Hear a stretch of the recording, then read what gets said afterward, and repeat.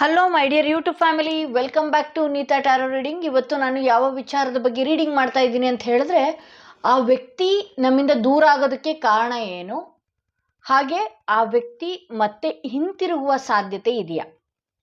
ಯಾವುದೇ ಒಂದು ವಿಚಾರದಲ್ಲಿ ಅದು ವ್ಯಕ್ತಿ ಯಾರಾದರೂ ಆಗಿರಲಿ, ಆ ಒಬ್ಬ ವ್ಯಕ್ತಿನ ನೀವು ಮನಸ್ಸಿನಲ್ಲಿ ಇಟ್ಕೊಂಡು, ನಿಮ್ಮಿಂದ ದೂರ ಆದಂಥ ವ್ಯಕ್ತಿಯನ್ನು ಮನಸ್ಸಿನಲ್ಲಿ ಇಟ್ಕೊಂಡು ಈ ಒಂದು ರೀಡಿಂಗ್ ನೋಡಬೇಕಾಗತ್ತೆ. ಎಂದಿನಂತೆ 2 ಕಾರ್ಡ್ಗಳನ್ನ ನಿಮ್ಮ ಮುಂದೆ ಇಟ್ಟಿದ್ದೀನಿ. 2 ಕಾರ್ಡ್ಗಳ ಮೇಲೆ 2 ಸ್ಟೋನ್ಗಳನ್ನ ಇಟ್ಟಿದ್ದೀನಿ. ಯಾವ ಕಾರ್ಡ್ ಇರುವ ಸ್ಟೋನ್ ನಿಮ್ಮ ಮನಸ್ಸಿಗೆ ತುಂಬಾನೇ ಹತ್ರ ರೆಸೊನೇಟ್ ಆಗುತ್ತಲ್ಲ, ಆ ಒಂದು ಕಾರ್ಡ್ನ ನೀವು ಆ ವ್ಯಕ್ತಿ, ನಿಮ್ಮ ಪರ್ಸನ್ ಹೆಸರನ್ನ 3 ಬಾರಿ ನೆನೆಸ್ಕೊಂಡು ಈ ಒಂದು ರೀಡಿಂಗ್ನ ನೋಡಬೇಕಾಗತ್ತೆ. ಆಗ ನಿಮ್ಮ ಪರ್ಸನ್ ಎನರ್ಜಿ ಇಲ್ಲಿ ಕನೆಕ್ಟ್ ಆಗತ್ತೆ ಅಂತ ಹೇಳ್ಬೋದು. ಆ ವ್ಯಕ್ತಿ ನಿಮ್ಮಿಂದ ದೂರ ಆಗೋದಕ್ಕೆ ಕಾರಣ ಏನು, ಆ ವ್ಯಕ್ತಿ ಮತ್ತೆ ಹಿಂತಿರುಗುವ ಸಾಧ್ಯತೆ ಹೆಚ್ಚಾಗಿದೆಯಾ ಅನ್ನೋದೇ ಇವತ್ತಿನ ರೀಡಿಂಗ್ ಆಗಿರುತ್ತೆ. ಹಾಗೆ ಯಾರಿಗೆಲ್ಲ individual personal tarot reading session ಬೇಕು ಅನ್ನೋದಾದರೆ ಡಿಸ್ಕ್ರಿಪ್ಷನಲ್ಲಿ ಕೊಟ್ಟಿರುವ ನಂಬರ್ಗೆ ಕಾಲ್ ಮಾಡಿ ಮುಂಚಿತವಾಗಿ ಅಪಾಯಿಂಟ್ಮೆಂಟ್ ತಗೊಳ್ಬೇಕಾಗತ್ತೆ. ಯಾರೆಲ್ಲ ಫಸ್ಟ್ ಟೈಮ್ ನನ್ನ ವಿಡಿಯೋ ನೋಡ್ತಾ ಇದ್ದೀರಿ, ದಯವಿಟ್ಟು ಸಬ್ಸ್ಕ್ರೈಬ್ ಮಾಡೋದನ್ನ ಮರಿಬೇಡಿ ಅಂತ ಹೇಳ್ತಾ, ಯಾರೆಲ್ಲ ಫಸ್ಟ್ ಕಾರ್ಡ್ ಸೆಲೆಕ್ಟ್ ಮಾಡ್ಕೊಂಡ್ರಿ ಅವರ ರೀಡಿಂಗ್ ಏನಾಗಿದೆ ನೋಡೋಣ.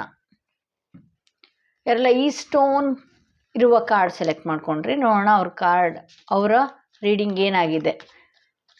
ಆ ಪರ್ಸನ್ ನಿಮ್ಮ ಲೈಫಿಂದ ದೂರ ಆಗೋದಕ್ಕೆ ಕಾರಣ ಏನು, ಮತ್ತೆ ಹಿಂತಿರುಗುವ ಸಾಧ್ಯತೆ ಹೆಚ್ಚಾಗಿ ಇದೆಯಾ ಅನ್ನೋದೇ ಇವತ್ತಿನ ರೀಡಿಂಗ್ ಆಗಿರುತ್ತೆ.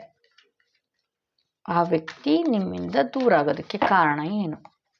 ನಿಮ್ಮ ವ್ಯಕ್ತಿನ ಮನಸ್ಸಿನಲ್ಲಿ ಇಟ್ಕೊಂಡು ಈ ಒಂದು ರೀಡಿಂಗ್ನ ನೋಡಿ. ಅವ್ರ ಹೆಸರನ್ನ 3 ಬಾರಿ ಹೇಳ್ಕೊಳ್ಳಿ, ಅಥವಾ ಅವ್ರ ಫೋಟೋನಾದರೂ ನೋಡಿ. ಈ ವಿಡಿಯೋನ ಪಾಸ್ ಮಾಡಿ ಅವ್ರ ಫೋಟೋ ನೋಡಿ. ಅವ್ರು ಏನು ಹೇಳೋದಕ್ಕೆ, ಈ ವ್ಯಕ್ತಿ ನಿಮ್ಮಿಂದ ದೂರ ಆಗೋದಕ್ಕೆ ಕಾರಣ ಏನು. ಆ್ಯಕ್ಚುಲಾಗಿ ಅವರ ಎನರ್ಜಿ ಕೂಡ ಸಾಕಾಗಿ ಹೋಗಿದೆ.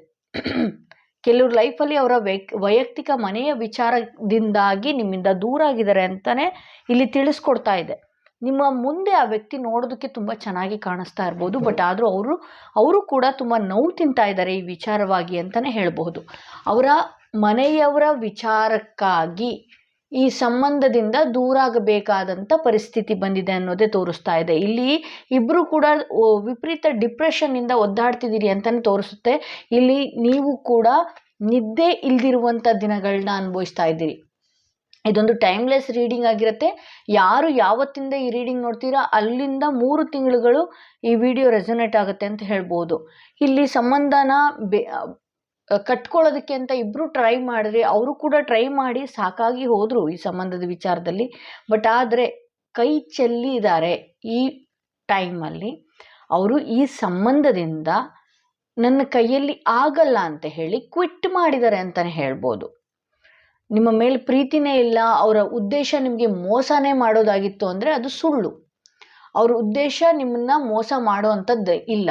ಅವರು ಕೂಡ ಕೆಲವು ಎಮೋಷ್ನಲ್ಲಿ ನಿಮ್ಮ ಜೊತೆ ಕಳೆದಿರೋ ದಿನಗಳು, ಕ್ಷಣಗಳಾಗಿರ್ಬೋದು, ಅವರು ಮೆಲುಕು ಹಾಕ್ತಾನೇ ಇದ್ದಾರೆ. ಈ ವ್ಯಕ್ತಿ ಮತ್ತೆ ನಿಮ್ಮ ಜೀವನಕ್ಕೆ ಬರುವ ಸಾಧ್ಯತೆ ಇದೆಯಾ ಅನ್ನೋದು ನಾನು ನೋಡ್ಬಿಡ್ತೀನಿ. ಸೊ ಅವರು ಕೂಡ ಮೇಲ್ನೋಟಕ್ಕೆ ತುಂಬಾ ಚೆನ್ನಾಗಿ ಕಾಣಿಸ್ತಾ ಇದ್ದಾರೆ. ನಿಮ್ಮ ಮುಂದೆ ಆಗಿರಬಹುದು, ಅಥವಾ ಅವರು ಜಾಯಲ್ ಆಗಿ ಎಲ್ಲರ ಹತ್ರ ಮಾತಾಡಿಕೊಂಡು ಎಲ್ಲ ಚೆನ್ನಾಗಿರ್ಬೋದು. ಬಟ್ ಆದರೂ ಕೂಡ ಅವ್ರಿಗೂ ಕೂಡ ನೋವು ಇದೆ. ಬಟ್ ಆದರೆ ಮನೆಯವರ ವಿಚಾರಕ್ಕೆ ಅವರು ಕಟ್ಟು ಬಿದ್ದಿದ್ದಾರೆ ಅಂತಲೇ ತೋರಿಸುತ್ತೆ ಇಲ್ಲಿ. ಸೊ ಈ ವ್ಯಕ್ತಿ ಮತ್ತೆ ಬರ್ತಾರಾ ಅಂತ ಹೇಳೋದಾದರೆ, ನೀವು ನಂಬಿರುವ ದೈವ ಏನಿದೆ ಒಂದು ಸಂದರ್ಭನ ಸೃಷ್ಟಿ ಮಾಡುತ್ತೆ. ನೀವು ನಂಬುವ ದೈವ ಏನಿದೆ ಒಂದು ಸಂದರ್ಭ ಸೃಷ್ಟಿ ಮಾಡುತ್ತೆ. ಮುಂದಿನ ದಿನಗಳಲ್ಲಿ ಇದೇ ವಿಚಾರವಾಗಿ ಕೆಲವೊಂದು ಅವಕಾಶಗಳು ನಿಮಗಾಗಿ ಕಳಿಸುತ್ತೆ, ಅವ್ರಿಗಾಗಿ ಕಳಿಸುತ್ತೆ. ಸೊ ಆ ಟೈಮಲ್ಲಿ ಆ ಪರ್ಸನ್ ಕೂಡ ಅವರ ಮೈಂಡಲ್ಲಿ ಕೂಡ ಈ ಸಂಬಂಧ ಉಳಿಸ್ಕೊಳ್ಬೇಕು ಅನ್ನೋ ಟೈಮ್ ಕೂಡ ಹತ್ತಿರದಲ್ಲೇ ಇದೆ. ಅವರು ಕೂಡ ಬಂದೇ ಬರ್ತಾರೆ ಅಂತಲೇ ಹೇಳ್ಬೋದು. ಆ ವ್ಯಕ್ತಿ ಜೀವನದಲ್ಲಿ ಮತ್ತೆ ಬರ್ತಾರೆ. ಈಗ ಇಬ್ಬರಿಂದನೂ ನೋವು ತಿಂತಿದ್ದೀರಿ, ಅವರು ಕೂಡ ನೋವು ತಿಂತಾ ಇದ್ದಾರೆ. ಅವ್ರು ಏನೇ ಖುಷಿಯಾಗಿರ್ಬೋದು, ಬಟ್ ಆದರೆ ಅವರ ಮನಸ್ಸಿನೊಳಗಡೆ ವಿಪರೀತ ನೋವಿದೆ. ಇಲ್ಲಿ ಅವ್ರಿಗಿಂತ ಹೆಚ್ಚಾಗಿ ನೋವು ನೀವು ತಿಂದಿದ್ದೀರಿ, ಡಿಪ್ರೆಷನ್ಗೆ ಹೋಗಿದ್ದೀರಿ, ತುಂಬ ನಿದ್ದೆ ಹಗಲು ರಾತ್ರಿ ಬರೀ ಇದೇ ಯೋಚನೆ ಮಾಡಿದ್ದೀರಿ. ಮನೆಯವ್ರ ವಿಚಾರಕ್ಕೆ ಅವ್ರು ಕಟ್ಟು ಬಿದ್ದಿದ್ದಾರೆ. ನೀವು ಎಷ್ಟೇ ಟ್ರೈ ಮಾಡಿದ್ರು ಅವರು ನಿಮ್ಮ ಕೈಗೆ ಸಿಗ್ದಂಗೆ ದೂರ ಹೋಗ್ತಾ ಇದ್ದಾರೆ. ಬಿಕಾಸ್ ನೀವು ಎಲ್ಲಿ ಇನ್ನೂ ಹತ್ತಿರ ಆಗ್ತಿರೋ, ಇನ್ನೂ ಎಲ್ಲಿ ಹಚ್ಕೊಳ್ತಿರೋ ಅನ್ನೋ ಭಯನೂ ಕೂಡ ಅವ್ರಿಗಿದೆ. ಮುಂದಿನ ದಿನಗಳಲ್ಲಿ ಏನಾಗುತ್ತೆ ಅಂತ ಹೇಳಿದ್ರೆ, ನೀವು ಇಷ್ಟು ದಿನ ಪೂಜೆ, ಜಪತಪಗಳು, ಮೆಡಿಟೇಷನ್ಗಳು, ಅಫರ್ಮೇಷನ್ಸ್ಗಳು ಈ ಥರದ್ದೆಲ್ಲ ಕಳಿಸಿರೋದ್ರಿಂದ ಮುಂದಿನ ದಿನಗಳಲ್ಲಿ ಭಗವಂತನೇ ಆ ಥರದ ಒಂದು ಸಂದರ್ಭನ ಸೃಷ್ಟಿ ಮಾಡ್ತಾರೆ ನಿಮ್ಮ ನಡುವೆ ಅಂತಲೇ ಹೇಳ್ಬೋದು. ಆ ಥರ ಸಂದರ್ಭ ಸೃಷ್ಟಿ ಮಾಡಿದಾಗ ಮತ್ತೆ ಅವರು ನಿಮ್ಮ ಮೇಲೆ ಒಲವು ತೋರಿಸುವ ಸಾಧ್ಯತೆ ಇದೆ. ಅಟ್ಲೀಸ್ಟ್ ಅವರು ಫ್ರೆಂಡ್ ರೀತಿ ಬರ್ಬೋದು, ಅಥವಾ ನಿಮಗೆ ಗೈಡ್ ಮಾಡೋ ರೀತಿ ಬರ್ಬೋದು. ಹಿಂಗ್ಯಾಕಾದೆ, ಹಿಂಗ್ಯಾಕಿದೆಯಾ, ಹೀಗಿರಬೇಡ, ಹಾಗಿರು ಅಂತ ಹೇಳೋ ರೀತಿ ಅವರು ಕಾಣಿಸ್ಕೊಳ್ಬೋದು, ಬರ್ಬೋದು ನಿಧಾನಕ್ಕೆ. ಮತ್ತೆ ಇದು ಹಳೆಯ ಸಂಬಂಧದ ರೀತಿ ಆಗುವ ಸಾಧ್ಯತೆನೇ ಹೆಚ್ಚಾಗಿ ಕಾಣಿಸ್ತಾ ಇದೆ ಅಂತ ಹೇಳ್ಬೋದು. ಅವರ ಮೈಂಡು ಕೂಡ ಮುಂದೆ ಬಂದಾಗ ನಾನು ತಪ್ಪು ಮಾಡ್ತಾ ಇದ್ದೀನಾ ಏನು ಅನ್ನುವ ಆಫ್ ಆ್ಯಂಡ್ ಆನ್ ಮೈಂಡಲ್ಲೇ ಇರ್ತಾರೆ. ಬಟ್ ಏಕೆಂದರೆ ಇದು ನೀವು ತುಂಬ ಎನರ್ಜಿ ಪಾಸ್ ಮಾಡಿರೋದ್ರಿಂದ ನೀವು ಸೈಲೆಂಟ್ ಆದಾಗೂ ಆ ವ್ಯಕ್ತಿ ಮತ್ತೆ ನಿಮ್ಮ ಜೀವನದಲ್ಲಿ ಪ್ರವೇಶ ಮಾಡುವ ಸಾಧ್ಯತೆ ಭಗವಂತನೇ ಕಲ್ಪಿಸ್ತಾನೆ ಅಂತಲೂ ಕೂಡ ಇಲ್ಲಿ ಇದೆ ಅಂತ ಹೇಳ್ಬೋದು.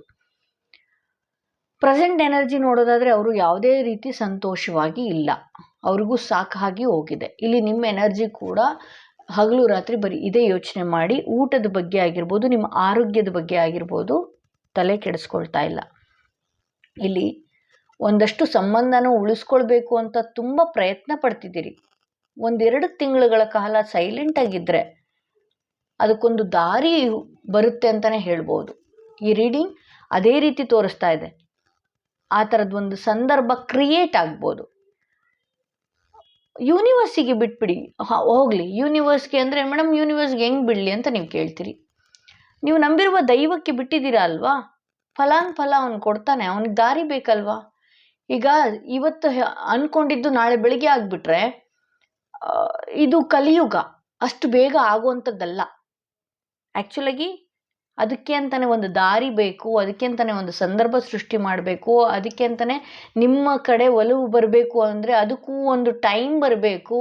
ಇದೆಲ್ಲ ನೀವು ಭಗವಂತನ ಮೊರೆ ಹೋಗಿದ್ದೀರಿ. ಈಗ ಎಷ್ಟೋ ಸಲ ಹತ್ತಿದ್ದೀರಿ, ಕೇಳ್ಕೊಂಡಿದ್ದೀರಿ, ಭಗವಂತನ ಹತ್ರನೇ ನೀವು ಎಷ್ಟೋ ಸಲ ಪ್ರಶ್ನೆ ಮಾಡಿದ್ದೀರಿ. ಅದಕ್ಕೆಲ್ಲ ಒಂದು ಸಂದರ್ಭನ ಸೃಷ್ಟಿ ಮಾಡ್ತಾರೆ ಅಂತಲೇ ಇಲ್ಲಿ ತೋರಿಸುತ್ತೆ. ಸೊ ಇದು ಮೊದಲನೆಯ ಕಾರ್ಡ್ ಯಾರು ಸೆಲೆಕ್ಟ್ ಮಾಡ್ಕೊಂಡಿದ್ರಿ ಅವರ ರೀಡಿಂಗ್ ಇದಾಗಿತ್ತು. ದಯವಿಟ್ಟು ಒಂದೆಷ್ಟು ದಿನಗಳು, 1-2 ತಿಂಗಳುಗಳ ಕಾಲ ಸೈಲೆಂಟ್ ಆಗಿದ್ಬಿಡಿ. ಆ ವ್ಯಕ್ತಿ ಮತ್ತೆ ಬರುವ ಸಾಧ್ಯತೆ ಭಗವಂತನೇ ಸಂದರ್ಭ ಕ್ರಿಯೇಟ್ ಮಾಡ್ತಾನೆ ಅಂತ ಹೇಳ್ಬೋದು. ಹಾಗೆ ಯಾರೆಲ್ಲ ಸೆಕೆಂಡ್ ಕಾರ್ಡ್ ಸೆಲೆಕ್ಟ್ ಮಾಡ್ಕೊಂಡಿದ್ರಿ, ಈ ಸ್ಟೋನ್ ಇರುವ ಕಾರ್ಡ್ ಸೆಲೆಕ್ಟ್ ಮಾಡ್ಕೊಂಡಿದ್ರಿ, ನೋಡೋಣ ಯಾವ ವಿಚಾರದಿಂದಾಗಿ ಅವರು ನಿಮ್ಮಿಂದ ದೂರ ಆಗ್ತಾ ಇದ್ದಾರೆ, ಹಾಗೆ ಮತ್ತೆ ಬರುವ ಸಾಧ್ಯತೆ ಜೀವನದಲ್ಲಿ ಇದೆಯಾ ಅಂತ ಹೇಳಿ. ಯಾರೆಲ್ಲ ನಿಮ್ಮ ಈ ರೀಡಿಂಗ್ ಸೆಕೆಂಡ್ ಕಾರ್ಡ್ ಸೆಲೆಕ್ಟ್ ಮಾಡ್ಕೊಂಡಿದ್ರಿ, ನಿಮ್ಮ ಪರ್ಸನ್ ಹೆಸರನ್ನ ಮನಸ್ಸಿನಲ್ಲಿ 3 ಬಾರಿ ಹೇಳ್ಕೊಳ್ಳಿ, ಅಥವಾ ವಿಡಿಯೋನ ಪಾಸ್ ಮಾಡಿ ಒಂದಷ್ಟು ನಿಮ್ಮ ಪರ್ಸನ್ ಮುಖ ನೋಡೋದಾಗಿರ್ಬೋದು, ಈ ಥರದ್ದೆಲ್ಲ ಮಾಡ್ಕೊಳ್ಳಿ ಅಂತಲೇ ಹೇಳ್ಬೋದು. ಇಲ್ಲಿ ನಿಮ್ಮ ಪರ್ಸನ್ಗೆ ಸರಿಯಾದ ನಿರ್ಧಾರ ತಗೊಳ್ಳೋದಕ್ಕೆ ಬರಲ್ಲ ಇರ್ಬೋದು, ಬಟ್ ಆದರೆ ವ್ಯಕ್ತಿತ್ವ ನೋಡೋದಾದರೆ ತುಂಬಾ ಒಳ್ಳೆಯ ವ್ಯಕ್ತಿ ಅಂತಲೇ ತೋರಿಸ್ತಾ ಇದೆ. ಇಲ್ಲಿ ನಿಮಗೆ ಮೋಸ ಮಾಡಬೇಕು ಅನ್ನೋ ಉದ್ದೇಶ ಅವ್ರದ್ದಲ್ಲ ಅನ್ನೋದು ತೋರಿಸ್ತಾ ಇದೆ. ಅವ್ರಿಗೆ ಗೊತ್ತಿದೆ ನಿಮ್ಮ ಲೈಫಲ್ಲಿ ಅವ್ರು ಎಂಟ್ರಿ ಆದರೆ ಎಲ್ಲಿ ನಿಮ್ಮ ಲೈಫ್ ಹಾಳಾಗುತ್ತೋ ಅಥವಾ ನನ್ನ ಲೈಫ್ ಹಾಳಾಗುತ್ತೋ ಅನ್ನುವ ಯೋಚನೆ ಮಾಡುವಂಥ ವ್ಯಕ್ತಿ ಅವರಾಗಿದ್ದಾರೆ ಅಂತಲೇ ಹೇಳುತ್ತೆ. ಬಟ್ ಅವ್ರು ಏನೇ ನಿಮ್ಮಿಂದ ದೂರ ಆಗಿದ್ರು ಅವರು ಸರಿಯಾದ ನಿರ್ಧಾರಗಳನ್ನ ಅವರು ತಗೊಂಡಿದ್ದಾರೆ ಅನ್ನೋದೇ ತೋರಿಸುತ್ತೆ. ಇಲ್ಲಿ ನಿಮ್ಮ ಮೇಲೆ ಅವ್ರಿಗೂ ಕೂಡ ಎಮೋಷನ್ಸ್ ಇದೆ ಅಂತಲೇ ತೋರಿಸುತ್ತೆ. ನಿಮ್ಮ ಮೇಲೆ ಅವ್ರಿಗೂ ಕೂಡ ಎಮೋಷನ್ಸ್ ಇದೆ, ನಿಮ್ಮಿಂದ ಹೆಲ್ಪ್ ಆಗಿದೆ, ನಿಮ್ಮಿಂದ ಒಳ್ಳೊಳ್ಳೆ ಮಾತುಗಳನ್ನ ಮಾತಾಡಿದ್ದಾರೆ, ಒಳ್ಳೆ ಕಾಲಗಳನ್ನ ಕಳೆದಿದ್ದಾರೆ. ಆದರೆ ಈಗ ನೀವು ಏನಾದರೂ ಮಾತಾಡಿದಾಗ ಒಂದಷ್ಟು ಹಠದ ಸ್ವಭಾವ ಇರೋದ್ರಿಂದ ನಿಮಗೆ ಹರ್ಟ್ ಆಗುವ ಸಾಧ್ಯತೆಯೂ ಹೆಚ್ಚಾಗಿದೆ ಅಂತ ಹೇಳ್ಬೋದು. ಅವರು ನಿಮ್ಮಕ್ಕಿಂತ ಒಂದಷ್ಟು ಬುದ್ಧಿ ಇರುವಂಥ ವ್ಯಕ್ತಿನೇ ಅಂತಲೇ ತೋರಿಸುತ್ತೆ. ಇಲ್ಲಿ ಒಳ್ಳೆ ಮನಸ್ಸಿರೋರು, ಸಾಕಷ್ಟು ಭಗವಂತನಿಗೆ ಕನೆಕ್ಟ್ ಆಗಿರೋರೆ ಅಂತಲೇ ತೋರಿಸುತ್ತೆ. ಅವ್ರ ವ್ಯಕ್ತಿತ್ವನೇ ಆಗಿದೆ.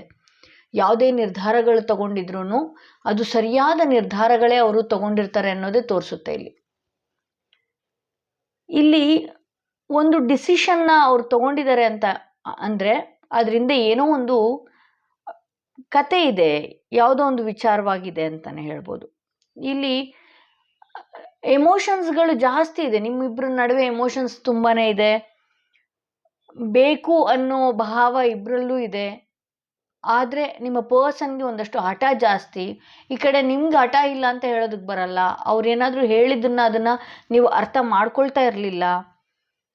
ಬೇಕು ಅನ್ನೋ ಹಠ ಜಾಸ್ತಿ ಇತ್ತು. ಅವ್ರು ಏನೇ ಹೇಳಿದ್ರು ಕೇಳುವಂಥ, ಇವತ್ತು ಸಂಬಂಧ ಕಳೆದುಕೊಳ್ಳೋದಕ್ಕೆ ಕಾರಣ ಇಲ್ಲಿ ನೀವು ಆಗಿರ್ತೀರಿ ಅಂತಲೇ ತೋರಿಸುತ್ತೆ. ಯಾಕೆ ಅಂತ ಹೇಳಿದ್ರೆ ನಿಮ್ಮ ಹಠದಿಂದನೇ ಇವತ್ತೇನೇ ಆಗಿದ್ರೂ ಆಗಿದೆ ಅಂತ ಹೇಳ್ಬೋದು. ಇಲ್ಲಿ 10 ಆಫ್ ಪೆಂಟಿಕಲ್ಸ್ ಬಂದಿರೋದ್ರಿಂದ ಒಂದಷ್ಟು ಅವರಿಗೆ ಅವರ ಫ್ಯಾಮಿಲಿಯಿಂದ ಆಗಿರ್ಬೋದು, ಅಥವಾ ಅವರಲ್ಲಿರೋ ಅಹಂ ಆಗಿರಬಹುದು, ಅಥವಾ ನಾನು ಸರಿಯಾದ ನಿರ್ಧಾರಗಳನ್ನ ತೊಗೊಂಡ್ಬಿಟ್ಟಿದ್ದೀನಿ, ಮತ್ತೆ ಇದನ್ನು ಹೋಗೋದು ಬೇಡ ಅನ್ನುವ ಮೈಂಡ್ಸೆಟ್ ಅವ್ರಿಗೆ ಫಿಕ್ಸ್ ಆಗಿದೆ. ಮತ್ತೆ ಬರ್ತಾರ ಅಂತ ನೋಡೋದಕ್ಕೆ ಹೋದರೆ ಅವರ ಮೈಂಡಲ್ಲೇ ಸಾಕಷ್ಟು ವಿಚಾರಗಳು ಓಡ್ತಾ ಇದೆ ಅಂತಲೇ ಹೇಳ್ಬೋದು. ಸಾಕಷ್ಟು ವಿಚಾರಗಳು ಓಡ್ತಾ ಇರುತ್ತೆ ಅವರ ತಲೆಯಲ್ಲಿ. ಈ ಸಂಬಂಧ ಉಳಿಸ್ಕೊಳ್ಬೇಕಾ ಬೇಡವಾ, ಬೇಕಾ, ಎಷ್ಟೋ ಸಲ ನೀವು ಅಳೋದನ್ನ ಅಥವಾ ನೀವು ಅವ್ರನ್ನ ಯಾರಿಂದನಾದರೂ ಮಾತಾಡ್ಸೋದಕ್ಕೆ ಪ್ರಯತ್ನ ಪಟ್ಟಾಗ, ಈ ಥರದ್ದೆಲ್ಲ ಆದಾಗ ಸಾಕಷ್ಟು ನೋವು ತಿಂದಿದ್ದಾರೆ ಅವರು ಕೂಡ. ಅವ್ರಿಗೆ ಗೊತ್ತಿದೆ ನೀವು ಎಷ್ಟು ಅವ್ರನ್ನ ಮಿಸ್ ಮಾಡ್ಕೊಳ್ತಾ ಇದ್ದೀರಾ ಅಂತ, ಅಷ್ಟೇ ಕೂಡ ಅವರು ಮಿಸ್ ಮಾಡ್ಕೊಳ್ತಾ ಇದ್ದಾರೆ. ಆದರೆ ಮೈಂಡಲ್ಲಿ ಈ ಸಂಬಂಧ ಉಳಿಸ್ಕೊಳ್ಳೋದಕ್ಕೆ ಹೋದರೆ ಏನಾಗುತ್ತೋ ಏನೋ ಅನ್ನೋ ಭಯ.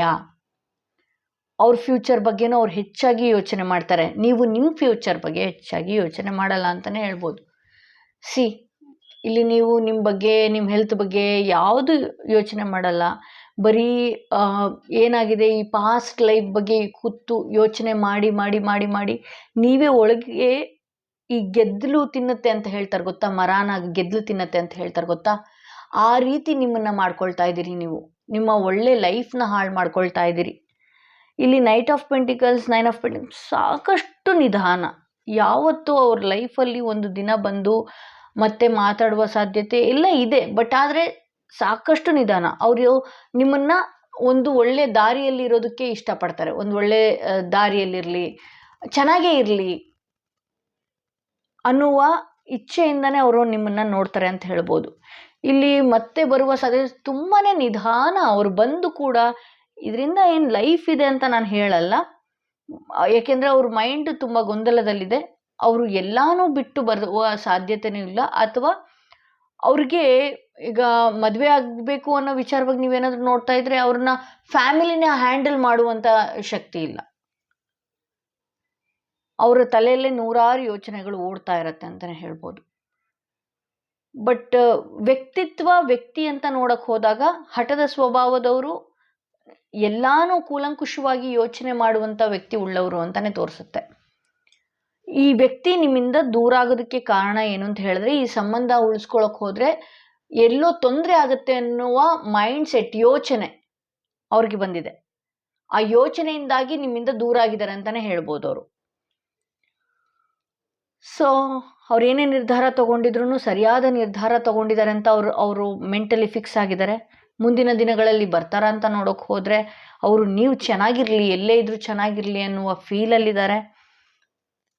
ಬರೋದಕ್ಕೆ ಮನಸ್ಸಿದ್ರೂ ಸಾಕಷ್ಟು ಗೊಂದಲಗಳು ಕೂಡ ಅವರ ಮೈಂಡಲ್ಲಿ ಓಡ್ತಾ ಇದೆ. ಇಲ್ಲಿ ಬಂದರೆ ಸಾಕು, ಅವ್ರು ಹೇಳ್ದ ಹಾಗೆ ನಾನು ಇರ್ತೀನಿ ಅನ್ನುವ ಮೈಂಡ್ಸೆಟ್ಗೆ ನೀವು ಒಳಗಾಗಿದ್ದೀರಿ.